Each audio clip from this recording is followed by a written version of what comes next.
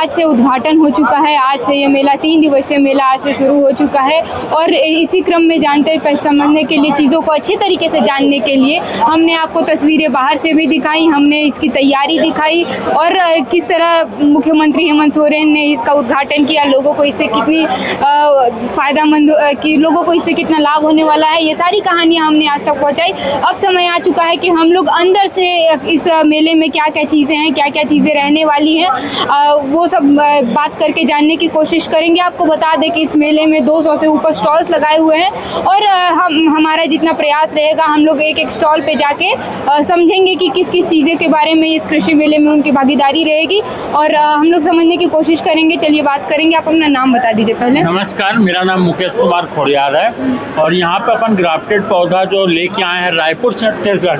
अच्छा, इसमें क्या होता है ग्राफ्टेड पौधा में, जैसे एक मिनट यहाँ पे आ जाइए। ये ग्राफ्टेड पौधा है, यहाँ पे आप देखेंगे कि ग्राफ्टिंग करके तिरछा स्लाइड मार के इसमें ग्राफ्ट करते हैं। यहाँ पे जड़ वाला जो हिस्सा है, इसका जड़ इतना मजबूत और इतना अच्छा रहता है जिसके कारण उसमें जड़ का विकास ज़्यादा होता है। 2 से 2.5 फीट का जड़ का विकास होता है, तो नीचे से पोषक तत्व तो खींच के लाता है।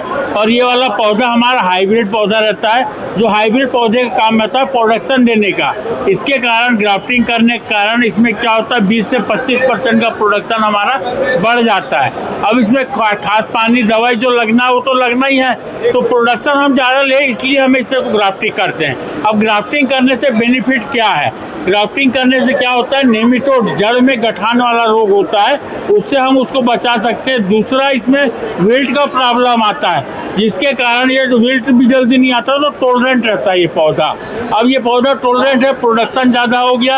अब इसके अंदर में इसको कैसे लगाने की विधि के बारे में बता देते हैं। जब भी हम पौधा लगाएंगे तो 2 से 3 दिन ज़मीन को ठंडा कर ले। ठंडा करने के बाद इसमें गोल घुमा के पानी देंगे। पानी देने के बाद प्रेस करना है।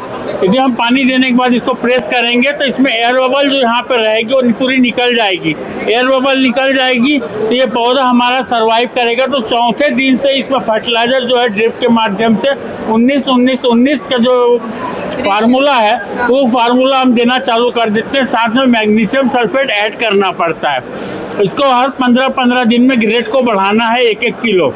उसके बाद में जब इसमें फल फूल लगना चालू हो जाएगा तो 16-8-24 का ग्रेड चालू कर देंगे। उस टाइम पे मैग्नीशियम सल्फेट है वो 1 किलो प्रति एकड़ के हिसाब से देना पड़ता है। साथ में कैल्शियम नाइट्रेट हफ्ता में 1 बार और बोरान 200 ग्राम देते हैं इसमें। अच्छा, ये जो आप बता रहे हैं कि ग्राफ्टिंग किया गया है, क्रॉस ब्रीडिंग भी होती है पौधों की आपके यहाँ से? ये पूरा ग्राफ्टिंग है, मतलब स्लाइड कट मार के इसको जोड़ा जाता है, ग्राफ्ट किया जाता है। इसके लिए पैड एंड फैन पॉलीहाउस की जरूरत पड़ती है। अच्छा। और पैड एंड फैन पॉलीहाउस में एक टेम्परेचर फिक्स किया जाता है, उसके बाद इसकी ग्राफ्टिंग की जाती है। इस प्रोसेस को करने में 2 महीने में ये पौधा हार्डनिंग सहित तैयार होता है प्लांट को बाहर ओपन में फील्ड में लगाने के लिए।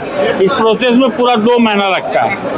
अच्छा, ये जो पूरा प्रोसेस है इसे मान लीजिए कि नॉर्मल लोगों को जो वैश्विक खेती नहीं करते हैं, जो केवल अपने खाने के लिए और केवल डोमेस्टिक फार्मिंग करना चाहते हैं छत वगैरह पे, उसके लिए कितना बेनिफिशियल रहने वाला है? इसके लिए इनको कम से कम जो उसका गमला है वो गमला थोड़ा सा बड़ा साइज का लेना पड़ेगा, क्योंकि 2 से 2.5 फीट इसकी जड़ का विकास होता है। यदि छोटा 1 फीट का गमला ले लेंगे तो उसमें क्या है, मट्टी कम रहेगी तो इसको जड़ को उतना पोषक तत्व नहीं दे पाएगा। फिर भी फलन तो आएगा ही, मगर उतना अच्छा पोषक तत्व नहीं मिलेगा।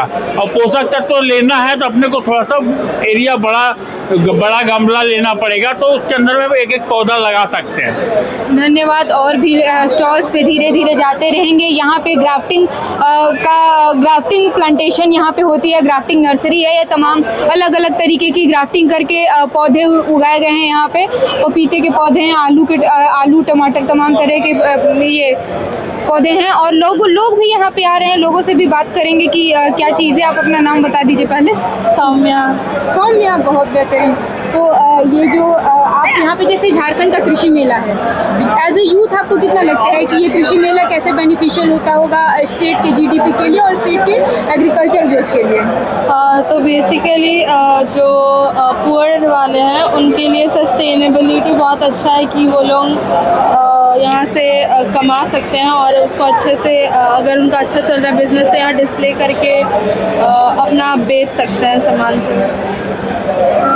यूथ का इन्वॉल्वमेंट भी देखा जा रहा है इसमें, तमाम तरह की चीज़ें, यूथ एक बहुत ही प्राइम इन्वॉल्वमेंट दिखा रहे हैं बाकी की चीज़ों के लिए। और भी स्टॉल्स पे आएंगे, देखेंगे कि क्या है चीज़ें हैं और समझेंगे। आपको दिखा दे कि तमाम तरह की यहाँ पे ग्राफ्टिंग नर्सरी दिखाया गया है, जैसे कि ये पौधा है, यहाँ पे इसके नीचे जड़ें लगी हुई हैं। आपको बता दें कि कैसे ये अलग रहता है। बैगन का नीचे रूट स्टार्ट जो है वो बैगन का लगा हुआ है इसमें, और ऊपर में टमाटर को ग्राफ्ट किया गया है। बैगन के ऊपर में टमाटर को ग्राफ्ट करने से क्या होता है, इसमें जड़ वाला हिस्सा जो है मजबूत होता है, जिसके कारण बैगन के कारण ये टमाटर सर्वाइव करता है। यहाँ से जो भी साइड ब्रांचेस निकलेगी उसे हमें समय समय पे कट करना रहेगा।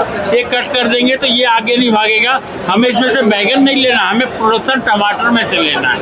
और फल और की साइज और ये सब छोटी नहीं होती, चमक अच्छी रहती है, इसलिए इसको किया जाता है। ये थी कहानियाँ ग्राफ्टिंग नर्सरी की, और भी ऐसे ही छोटे छोटे तमाम तरीके के स्टॉल्स लगाए गए हैं पूरे इस मेले में। एग्रीकल्चरल मेला है ये जो बेनिफिशियल रहने वाला है। आगे की कहानियाँ आप तक कैसे भी पहुंचाते रहूँगी और देखते रहूँगी। और भी स्टॉल्स पे जाके देखेंगे कि क्या चीज़ें हैं, क्या नई चीज़ें, इक्विपमेंट्स, तमाम तरह के इक्विपमेंट्स है, तमाम तरह की चीज़ें हैं। झारखंड का सबसे बड़ा कृषि मेला इस मेले को बताया जा रहा है। अभी कुछ देर पहले कृषि मंत्री शिल्पी नेहा तिर्की ने कहा कि झारखंड के इतिहास के 25 साल में ये पहली बार हुआ है कि इतना बड़ा वैश्विक स्तर पर कृषि मेला आयोजित किया गया है, जिसमें छोटे से छोटे तबके के किसानों को भी प्रभावित करेगा और उनके लिए काफ़ी लाभदायक रहेगा। इस मुद्दे पर लेकर आपको कैसा कहना है कि कितना प्रभावशाली रहने वाला है ये मेला?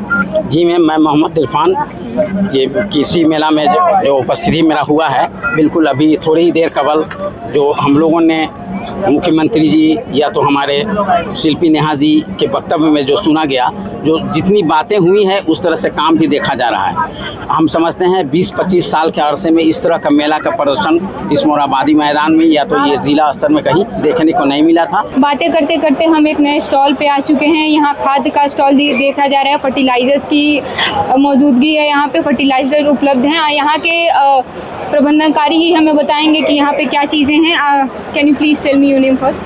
My name is Sabyasachi Raut and we are like going for biofertilizer because as we know that कि आजकल हम लोग का जो केमिकल्स वो सब हो रहा है उससे कितना कैंसर जैसे रोग, बाकी रोग हो रहा है। तो we are shifting to biofertiliser because biofertiliser हम नहीं लाएंगे तो वो चीज़ तो सही नहीं हो पाएंगी। तो you can go for the products.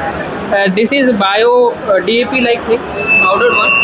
उसके साथ हम लोग का ये जो ग्रैनुलेटेड पाउडर 2 टाइप का है। मेनली इट्स मेड ऑफ जो हम लोग का घास रहता है, गोबर रहता है, पराली रहती है, बिकॉज किसान उसको अलग से जला देता है तो हम उसको एक्वायर करते हैं। देन उसके बाद हम उनसे ख़रीद के उसको एक टैंक रहता है उसमें हम उसको मिक्सअप करते हैं। देन वी गो फॉर उसका जो डाइजेस्टर होता है ना, डाइजेस्टर में एनोरोबिक बैक्टीरिया रहता है वो डाइजेस्ट होता है उसमें।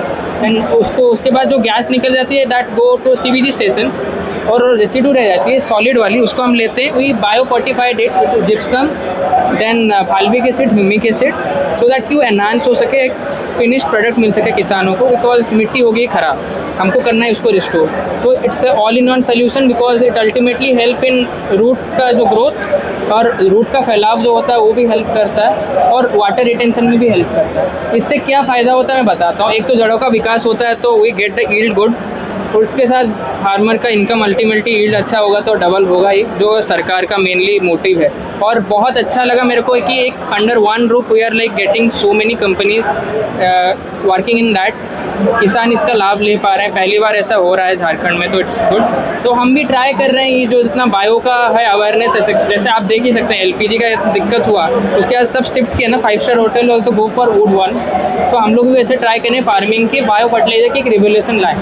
तो आप भी बायो फर्टिलाइजर यूज़ कीजिए, गवर्नमेंट के साथ आप भी जुड़िए और हम लोग हैं, हम लोग का आपका हेल्प। अच्छा, ये जो बायो फर्टिलाइजर्स की आप बात कर रहे हैं यहाँ पे, इसका नाम कुछ बता रहे थे आप? इसका भूवेद्यम, भूमि का वेद, इसको भूवेद्यम कहते हैं। और फिर दूसरा चीज़ हम लोग को यहाँ ये दिखा देते हैं बिकॉज इजीली वो जो यूरिया के साथ ये सब जो छींटते हैं ना, इजीली वो छींट सकते हैं हम आराम से। और अगर हम इसको यूज करते हैं ना, और एक फ़ायदा है हम लोग का जो केमिकल का खपत है ना वो कम हो जाएगा। If you are using it 100% chemical नहीं रहेगा, it will be like 60% chemical and 40% this one. तो अल्टीमेटली जैसे श्रीलंका में हुआ, हमने पूरा ऑर्गेनिक किया तो क्रैश कर गया। तो हम लोग का मोटो है कि केमिकल को पहले कुछ प्रतिशत हम देते रहेंगे, बिकॉज उसको लगे आदत, उसको 60% दिए, इसको 40 दे, एक पॉइंट आएगा, 50-50 का बैलेंस हो जाएगा।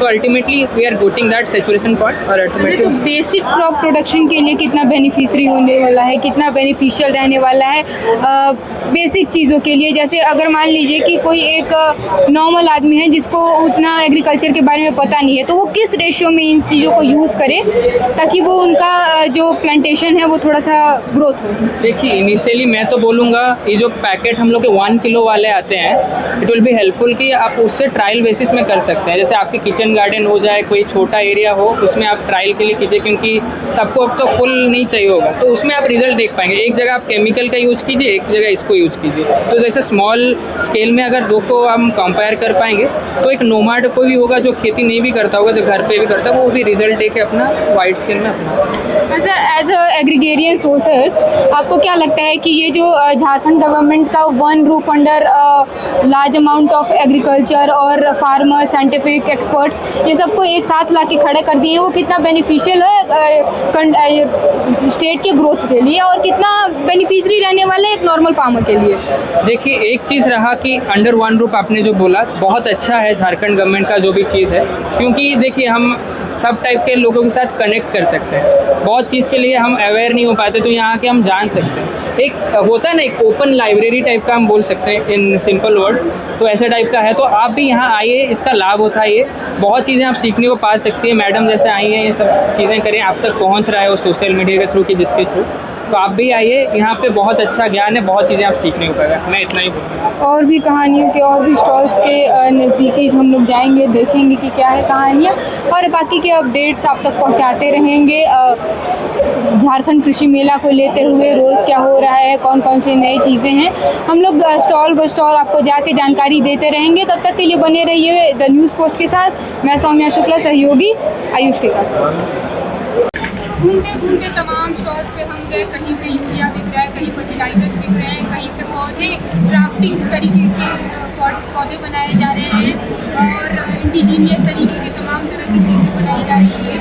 आगे की कहानियाँ आप तक कैसे ही पहुँचाते रहेंगे, दिन ब दिन इस मेले में क्या हो रहा है, जानकारी आप तक देते रहूँगी, सुनते रहूँगी, सुनाते रहूँगी। तब तक के लिए मैं सौम्या शुक्ला, सहयोगी आयुष के साथ।